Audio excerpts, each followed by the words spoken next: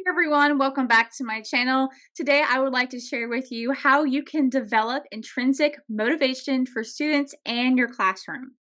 Students who have intrinsic motivation are just more likely to be engaged and learn, which is important. They're more willing to participate in activities, and it really helps to promote success in students. These are strategies that I will kind of discuss that will help you foster a love of learning in your classroom. Before I get started, please don't forget to hit the like and subscribe buttons.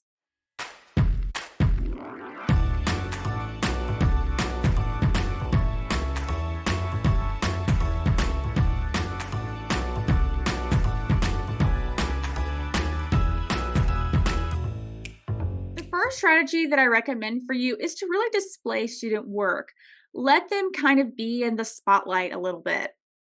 You can also have a success folder, which is important if you want to involve students in parent-teacher conferences and also communicate progress with them. You want students to take pride in their accomplishments, big or small.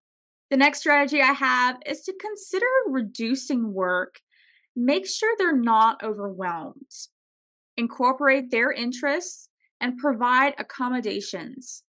Spend time with students and really get to know them. Consistently work with them, have a personalized learning plan for them. Let them teach you about their interests. And this is key. Remembering things about them is so important to building positive student relationships. Focus on the positivity of the student. A lot of times, behavior problems do tend to rise in classrooms, but as teachers, we want to remember just to focus on the positivity about that student. Don't let a mistake or a behavior problem bring down your reflection of them. It's also important to kind of engage in activities with them. While I do think it's important to kind of walk around the room and monitor students and help them when need be, I do think it's important to kind of engage activities with them. For them to see you modeling and participating will really get them encouraged to do the same. And sharing inspirational stories about your own life is important too, as well as building relationships with them. I love the idea of implementing student conferences, whether that's with a particular subject or with behavior and classroom management.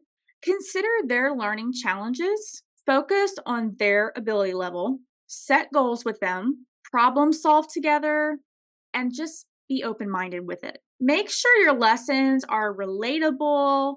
You can give them a tool to help them self assess throughout the lesson. Consider how they learn material. Everyone is different when it comes to learning stuff.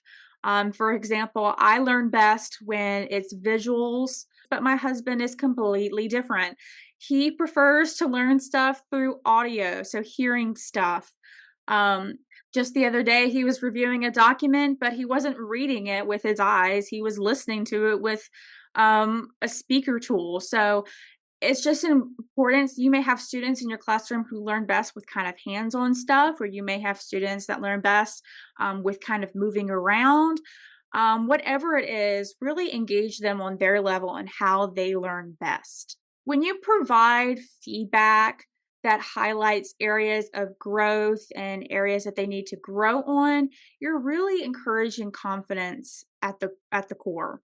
Make sure they have reliable resources to kind of use for assignments and lessons. Allow time for talking with others. It's so important for students. They just have a lot to say.